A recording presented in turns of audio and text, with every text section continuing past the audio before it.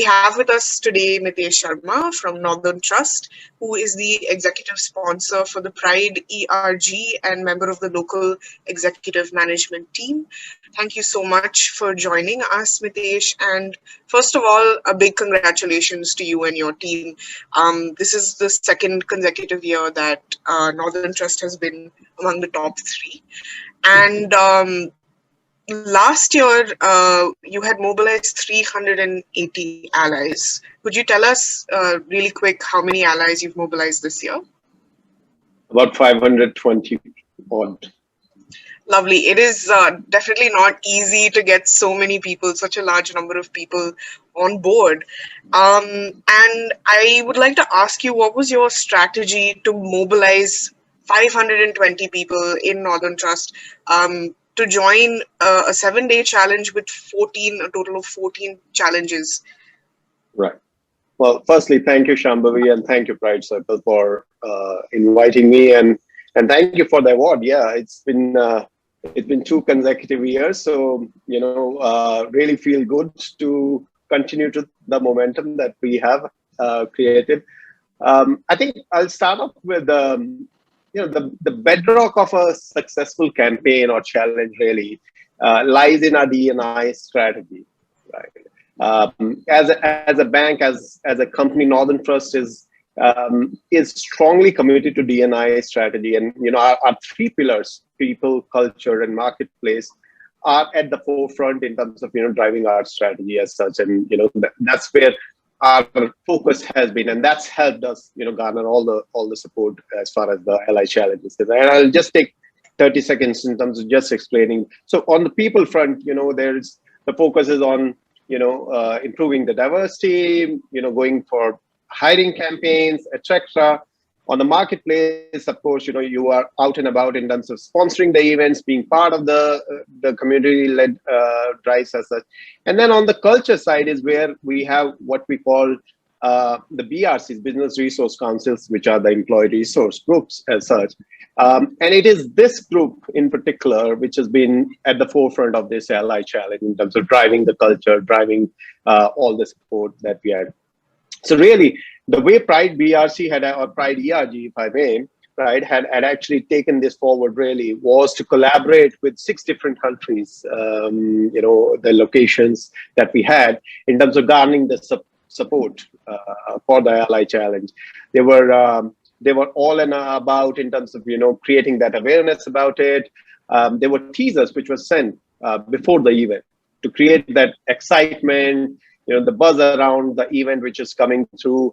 A little bit more in terms of the awareness around the event as well. There were specific activities which were hosted as well in terms of just creating that awareness as such. This was followed with some executive level messages coming out as well. So the senior leadership commitment was something which was at the forefront as well in terms of ensuring that there is enough and more support which was created. And then finally, once the event was in play, it was the daily updates, which was making sure the momentum and the passion and the energy doesn't really fade away, right? And that's what really drove this bigger participation across the Northern Trust as such. So really, these 3-4 things, and stemming from our strong D&I culture, is where we were able to actually garner that big support. That sounds wonderful, and I have to say, having such creative strategies and also having senior leadership play such a vital role is really encouraging to hear that. So moving on to the next question, the Pride Circle Ally Challenge was spread over 7 days, and it's as much about generating awareness as it is, through using objective facts, as it is about subjective experiences. So, our idea was to familiarize participants with real-world experiences of LGBT+ people. So, tell us what challenges out of all 14 would you say had the most impact on allies from Northern Trust?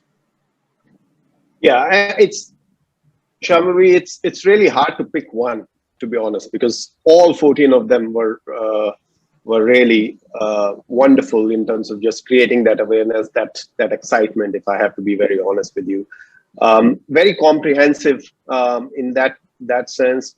And the fact that, we were able to actually build around each of those challenges in terms of activities or some sort of a campaign meant there wasn't one particular that we were dedicatedly focusing on, right? And that kind of helped us in terms of building a comprehensive, really plan around this whole ally challenge, if I have to be candid about it. So really hard to pick one. So I won't be able to actually pick one out of the challenges which were there.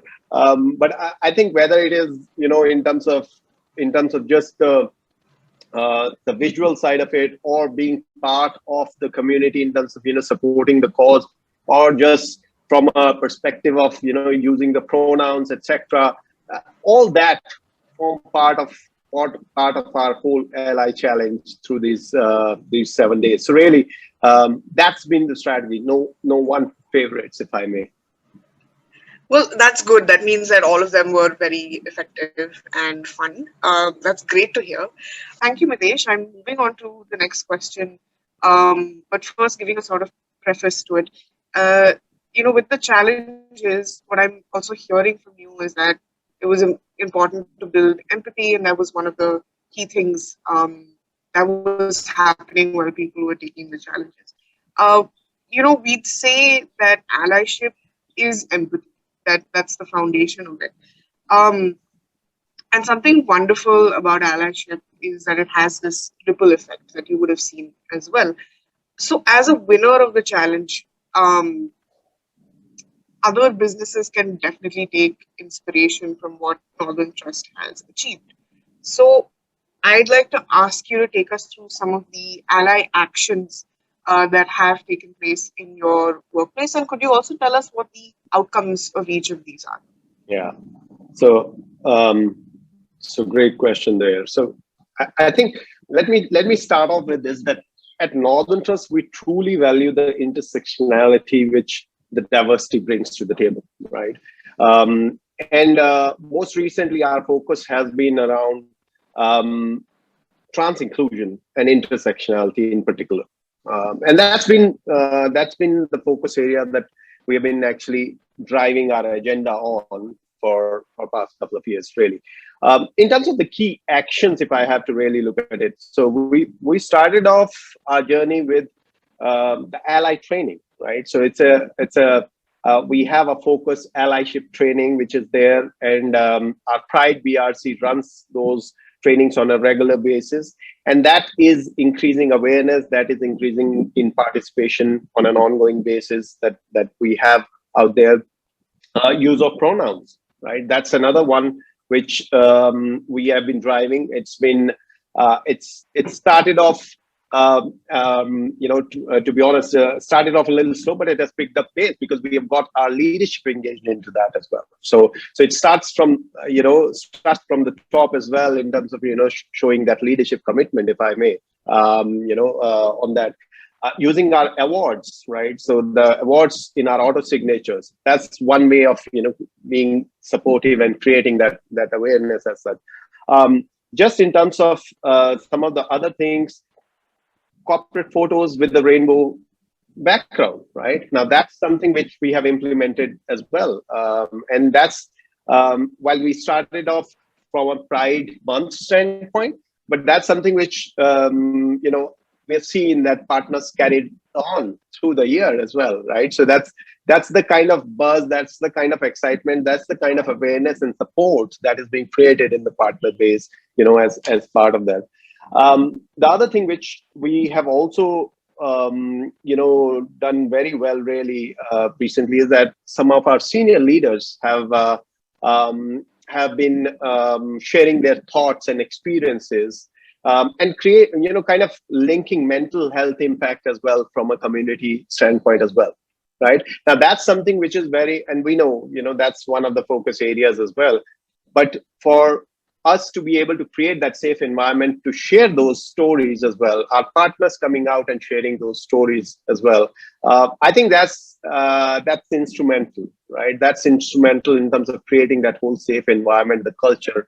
And it's been a journey. It's been a journey. It's it's not here we are. This is the second year in running. We are among the top, but there's a lot of hard work which has been put into it over the years, and a lot of credit to the Pride BRC team, really, in terms of building that culture through all these allyship activities, actions that we have taken through the years. That's really fantastic, especially to hear that it's an intersectional approach. And you're absolutely right. It's a journey. It does take hard work, and because of this very inspiring journey that Northern Trust has taken, you and your team have taken, you've achieved so much in this span of time. And we were wondering what recommendations you would have for organizations that are just starting out on an allyship journey, and even for ones that are still wondering, should we do it, should we not do it? Anything that you could recommend. Yeah.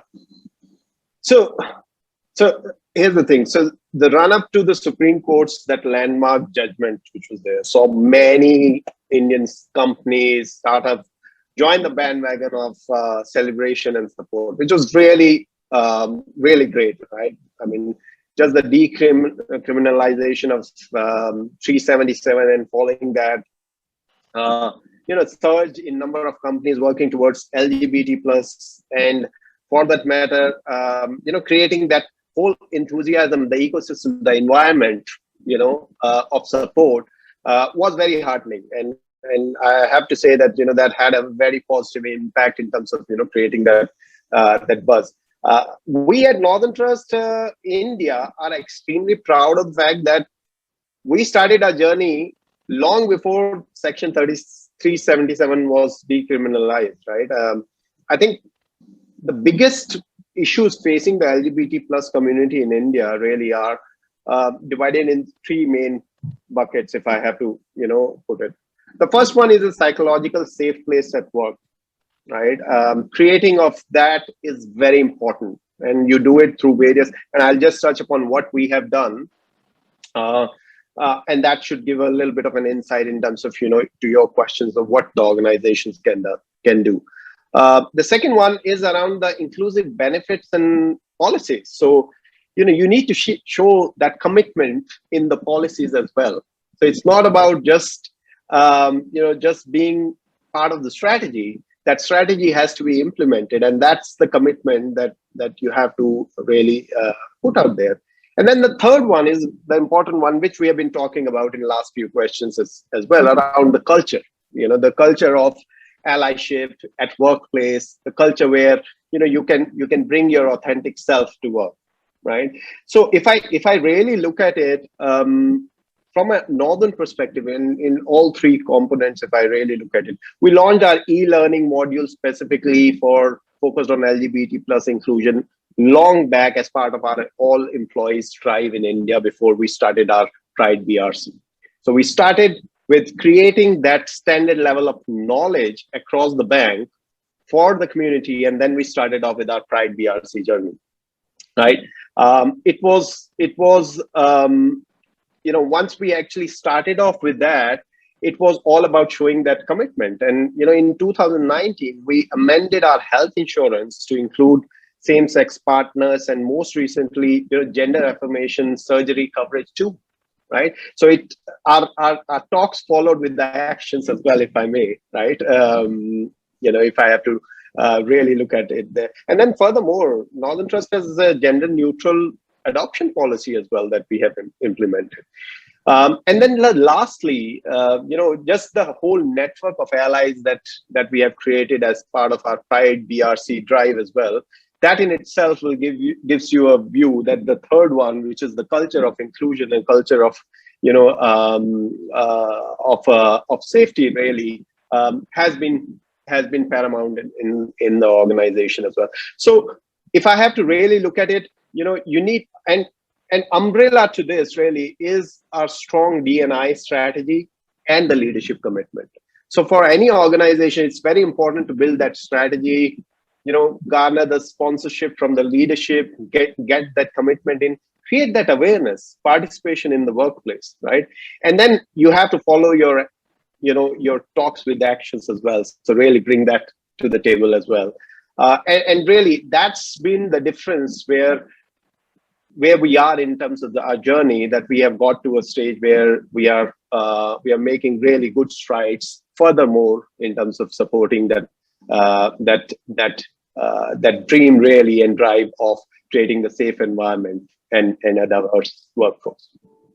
So Northern Trust is really walking the talk, and that is fantastic, walking the talk, leading by example.